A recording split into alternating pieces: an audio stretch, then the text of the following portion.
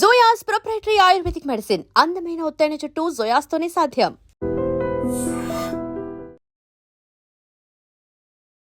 Hi hello నమస్తే, welcome back to iDream media. ఈరోజు మనతో పాటు ఉన్నారు అంతర్జాతీయ న్యాయవాది యుఎస్ నుంచి కావేటి శ్రీనివాసరావు గారు ఫ్రమ్ కావేటిలా.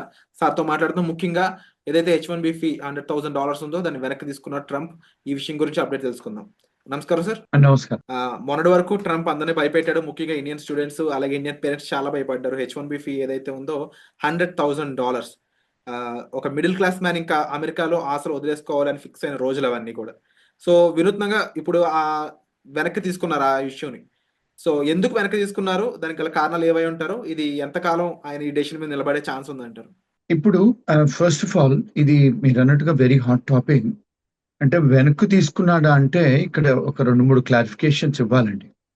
ఆయన ఏంటంటే ప్రొక్లమేషన్ చేశారు. ఏమని, ఎవరైతే అమెరికాకు రావాలనుకుంటారో H1B మీద వచ్చే సంవత్సరం నుంచి వాళ్లకు జీతం $1,00,000 కట్టి ఇవ్వాలి. రెండోది, గవర్నమెంట్ ఫీజులు ఉంటాయి యథావిధిగా USCISవి.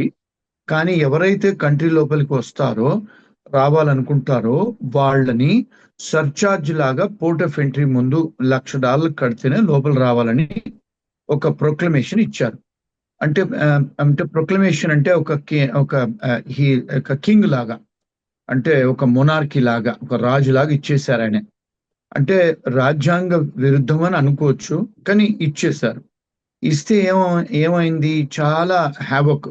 అంటే మరి పెద్ద కంపెనీలను సంప్రదించి నేను ఇచ్చాను, చిన్న కంపెనీలు అంటే సంప్రదించలేదు అని, అంటే పెద్ద కంపెనీలు ఒప్పుకున్నారు అని చెప్పి అన్నారు. కానీ ఎక్కడా కూడా వాళ్ళు పెద్ద కంపెనీ వాళ్ళు ఒప్పుకున్న దాఖలాలు లేవు, కనపడలేదు. రెండోది ఏంటంటే ఇక్కడ ఏంటంటే చాలా మంది కేసులు వేశారు. ఏది మన చేంబర్ ఆఫ్ కామర్స్ వాళ్ళు, చాలా మంది ఆర్గనైజేషన్స్ కేసులు వేశారు ఆయన మీద. అంటే ఆయన తీసుకొచ్చిన ప్రొక్లమేషన్.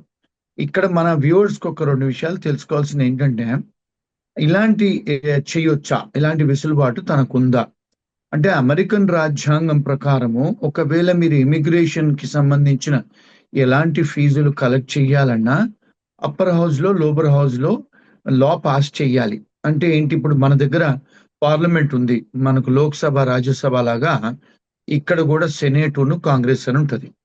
అందులో లా పాస్ చేస్తే, అంటే మెజారిటీ అయ్యి బిల్లు పెట్టి ఆమోదం పెట్టి అది లా జరిగినప్పుడే అది కలెక్ట్ చేయొచ్చు ఆయన. కానీ ఆయన ఇష్టానుసారంగా $1,00,000 అని చెప్పి వేశారు. ఇప్పుడు ఏమైంది, కోర్టు మెట్లు ఎక్కారు చాలా మంది. ఎక్కితే ఏమైంది, ఇప్పుడు క్లారిఫికేషన్ ఏమిచ్చారు, ఇది వచ్చే సంవత్సరం నుంచి అప్లికబుల్ అవుద్ది. ఎవరైతే మొదటిసారి H1 వేసుకొని అమెరికాకు వస్తారో వాళ్ళకి అప్లికబుల్ అవుద్ది. రెండోది, అమెరికాలో ఎవరైతే చదువుకోవడానికి వస్తారో చదువుకుంటారో ఇక్కడ వాళ్ళకు ఉద్యోగాలు ఏదైతే వస్తుందో దాన్ని F1 స్టేటస్ నుంచి H1B వేసుకునేటప్పుడు చేంజ్ ఆఫ్ స్టేటస్ అలాంటిది ఏమన్నా ఉండేటప్పుడు దానికి వర్తించదు అని మళ్ళీ క్లారిఫికేషన్ ఇచ్చారు. అంటే ఇక్కడ ఏంటి అంటే పరిస్థితి, అంటే ఇప్పుడు వచ్చిన స్టూడెంట్స్ ఇక్కడ ఉన్న వాళ్ళకి ఏమన్నా భయపడాల్సిన అవసరమా? భయపడాల్సిన అవసరం లేదు. వాళ్ళకి ఎవరైనా కంపెనీ వాళ్ళు H1 ఫైల్ చేస్తే వచ్చే సంవత్సరం కోటాలో టెన్షన్ పడాల్సిన అవసరం లేదు. రెండోది, ఇక్కడ ఎవరైనా H1Bలో ఆల్రెడీ ఉంటే వాళ్ళు మళ్ళీ H1B పొడిగించుకునేటప్పుడు, లేదా మళ్ళీ H1B మళ్ళీ వేసుకునేటప్పుడు, అంటే పొడిగించుకోవటం ఒకటి, F1 నుంచో లేకపోతే వేరే స్టేటస్ నుంచి H1 చేసుకునే వాళ్ళు ఎవరైతే ఉంటారో ఈ దేశంలో, ఏ కంపెనీ ఎవరైనా స్పాన్సర్ చేసేటట్టు ఉండేదైతే వాళ్ళకి ఈ రూల్ అప్లికబుల్ అవ్వదు అని క్లారిఫికేషన్ USCIS వాళ్ళు నిన్న కాక మొన్న వెబ్సైట్ లో పెట్టారు వాళ్ళ దాంట్లో. ఇంకోటి ఏంటంటే, అసలు ఈ $1,00,000 వసూలు చేయొచ్చా అన్న దానికి ఇంకా కోర్ట్స్ డిసిషన్ తీసుకోలేదు. ఎందుకంటే అది బర్డెన్ అవుతుంది కంపెనీస్ మీద. అట్లా $1,00,000 పెడితే, ఇప్పుడు సరే మన ఇండియన్స్ చాలా మంది ఐటీ ప్రొఫెషన్లో ఉన్నారు, 72% మన వాళ్ళే ఉన్నారు. మరి వాళ్ళకి ఇది ఎఫెక్ట్ అవుతుంది ఈ రూలు. ఇది ఒక మనకే కాదు, ప్రపంచవ్యాప్తంగా ఎవరు చేసుకోవాలన్నా రూల్ అప్లికబుల్ అవుతాయి. సో అది ఇంకా కోర్టులలో ఉంది, తేలలేదు. సో దాని గురించి ఆయన ఇచ్చిన, అంటే ఆయన అంటే ప్రెసిడెంట్ గా ఇవ్వరు, ఆ డిపార్ట్మెంట్ వాళ్ళు క్లారిఫికేషన్ ఇచ్చి వెబ్సైట్ లో పెట్టారు. అదండి జరిగింది. అంటే ఇప్పుడు ముఖ్యంగా ఇండియా నుంచి వెళ్ళాలి అనుకుంటున్న వాళ్ళకి, వాళ్ళ పేరెంట్స్‌కి ఎటువంటి ఒక కన్ఫర్మేషన్ ఇవ్వచ్చు అంటారు? లైక్ యూజువల్లీ ట్రంప్ అనే పర్సన్ టారిఫ్స్ విషయంలో ఏం చేశాడంటే, సడెన్‌గా 500% అంటాడు, సడెన్‌గా 50% అంటాడు, సడెన్‌గా 20% అంటాడు. ఇప్పుడు ఈ విషయాన్ని కూడా అలాగే మార్పులు, చేర్పులు చేసే, ఎందుకంటే Trump is very innovatable and అలా సర్ప్రైజింగ్ యాక్షన్ తీసుకుంటా ఉంటున్నాడు. ఇప్పుడు ఈ ఫీజ్ విషయంలో కూడా మళ్ళీ సర్ప్రైజింగ్ యాక్షన్ ఏమైనా తీసుకునే ఛాన్స్ ఉందా? లేదంటే ఇది కొంచెం కమిట్మెంట్‌తో కూడుకున్న నిర్ణయంగా చూడొచ్చంటారా? ఇప్పుడు వాళ్ళు ఆల్రెడీ క్లారిఫికేషన్ ఇచ్చేశారు. ఒక్కసారి చేసిన తర్వాత మళ్ళీ వెనక్కి పోయేది ఉండదు. అంటే లాలో దాన్ని కొలాటరల్ ఎస్టాపల్ అంటారు. హ్మ్. అంటే ఒక్కసారి మీరు నిర్ణయం తీసుకున్న తర్వాత ఒక జడ్జి గారే గాని, ఒక ప్రెసిడెంటే గాని అలాంటి డెమోక్రటిక్ కాన్స్టిట్యూషనల్ బాడీలో మీరు ఒకసారి ఒక డిసిషన్ తీసుకున్న తర్వాత దాన్ని you are stopped from doing back మళ్ళీ వెనక్కెళ్ళి చేసేదానికి లేదు. రెండోదేంటంటే, ఇప్పుడు ఇక్కడ ఎవరైతే స్టూడెంట్స్ వస్తున్నారో యూఎస్‌కి, వాళ్ళిప్పుడు భయపడాల్సిన అవసరం లేదు. ఇప్పుడు ఆల్రెడీ ఉన్న వాళ్ళు గూడా భయపడాల్సిన అవసరం లేదు. ఎవరైనా కొత్త స్టూడెంట్స్ వచ్చి ఇక్కడి నుంచి ఇక్కడ చదువుకొని, ఇక్కడ మళ్ళా చేంజ్ ఆఫ్ స్టేటస్ ఫైల్ చేసుకొని, ఇక్కడ హెచ్-1 చేసుకునేటట్టయితే ఆ రూల్ అప్లికబుల్ కాదు గనక, కొత్త స్టూడెంట్స్ ఎవరైతే వస్తున్నారో లేదా పేరెంట్స్ పంపిస్తున్నారో మళ్ళీ స్టూడెంట్స్‌ని, వాళ్ళు భయపడాల్సిన అవసరం లేదండి. అది పేరెంట్స్‌కు మనం ఇచ్చే సందేశం.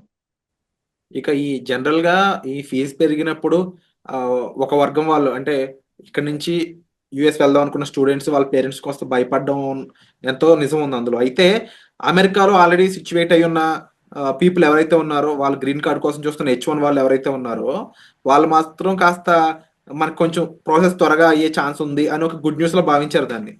రీజన్ వచ్చేసి కొత్త హెచ్-1లు రావు. ఉన్న హెచ్-1లు త్వరగా ప్రాసెస్ అవుతాయి అనేది. మరిప్పుడు అది వెనక్కి వెళ్ళినట్టేనా? అంటే ఇక్కడ ఏమవుతదంటండి, ఇప్పుడు మీరన్నది కరెక్టే. ఇప్పుడు ఇక్కడ చేంజ్ ఆఫ్ స్టేటస్ అంటే ఆల్రెడీ స్టూడెంట్‌గా ఉన్నవాళ్ళు, వాళ్ళకి ఇబ్బంది లేదు. మళ్ళీ ఆల్రెడీ హెచ్-1లో ఉన్నవాళ్ళు, వాళ్ళకి ఇబ్బంది లేదు. అంటే కొంత కొంత కొత్త హెచ్-1స్ బయట దేశాల నుంచి ఎవరైనా తేవాలంటే వాళ్ళు రారు, చెయ్యరు వీళ్ళు. కంపెనీస్ చెయ్యరు, ఏం చేయరు. మరి అలాంటిది అయినప్పుడు ఒక బయట ఒక మెసేజ్ వెళ్ళిపోయింది గదా! ప్రపంచానికి టెక్నాలజీ వర్కర్స్‌కు అంత ఇది లేదు అక్కడ. లూక్రేటివ్‌గా ఉండదు.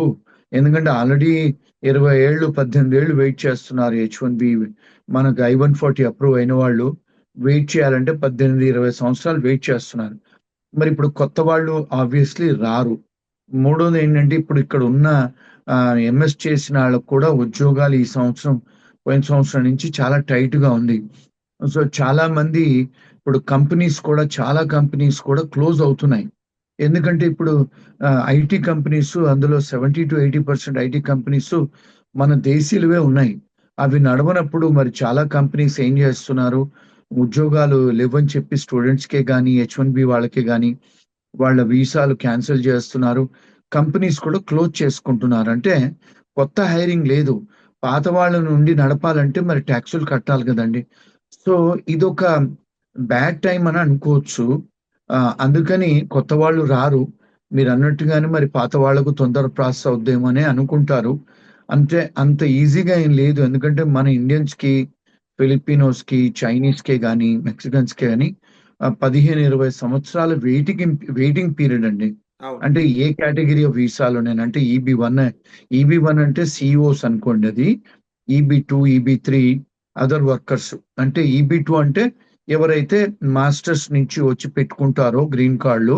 ఈబీ-3 అంటే ఎవరైతే బ్యాచిలర్స్‌తోని పెట్టుకుంటారో, ఇప్పుడు నర్సెసే గాని, అలాంటి వాళ్ళు స్పీచ్ పెథాలజిస్ట్‌లు, ఇంజినీర్స్, ఆర్కిటెక్ట్స్ ఒకవేళ వాళ్ళు బ్యాచిలర్స్‌తోని పెట్టుకుంటే వాళ్ళందరికీ కూడా హెచ్-1బీ నుంచి గ్రీన్ కార్డ్ చేసుకున్న వాళ్ళందరికి కూడా 18-20 సంవత్సరాలు వెయిటింగ్ పీరియడ్ అండి.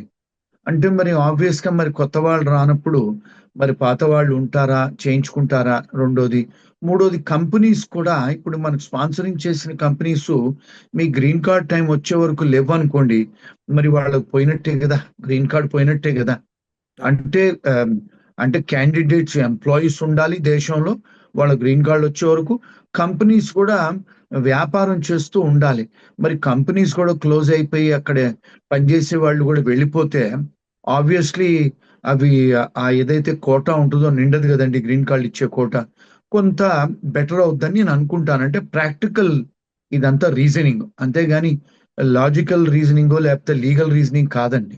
అంటే మనం అంటే అనుభవపూర్వకంగా చెప్పేది. ఇలాంటివి జరిగితే కంపెనీస్ క్లోజ్ అయినప్పుడు, లేకపోతే ఎంప్లాయీస్ తీసుకోకుండా వెళ్ళిపోయినప్పుడు, వేరే కంట్రీస్‌కి వెళ్ళిపోయినప్పుడు ఆబ్వియస్‌లీ అక్కడ కొన్ని వీసాలు అవైలబుల్ ఉంటే గనక వాళ్ళు సర్దుబాటు చేస్తారు ఉన్నవాళ్ళు. Thank you so much sir. Information మాకు బ్రీఫ్‌గా అందించినందుకు. అలాగే నెక్స్ట్ ఎపిసోడ్‌లో I-140కి సంబంధించిన కొన్ని విషయాలైతే క్లియర్‌గా మనం కావేటి సార్ నుంచి తెలుసుకుందాము. And for more videos, Please subscribe to iDream. Please subscribe to iDream. Please subscribe iDream. And please subscribe to iDream. For more videos, subscribe to iDream. please like, share and subscribe to the channel. Congratulations, iDream. Subscribe to iDream. Subscribe to iDream. So subscribe to iDream Media. iDream की iDream team अंदर की huge congratulations. Please subscribe iDream Media. Please subscribe to iDream. Subscribe iDream. Please subscribe to iDream. iDream అంటే నా కళల ఛానల్ను subscribe చేసుకున్న నోరు తిరుగుతలేదు, మీరైతే గంట గుర్తు కొట్టండి. For more such videos, please subscribe to iDream. Subscribe to iDream. Please subscribe to iDream. Please subscribe iDream Media. Please do subscribe to iDream. Please subscribe to iDream Media. For best entertainment and information, please subscribe iDream. And don't forget to subscribe to iDream.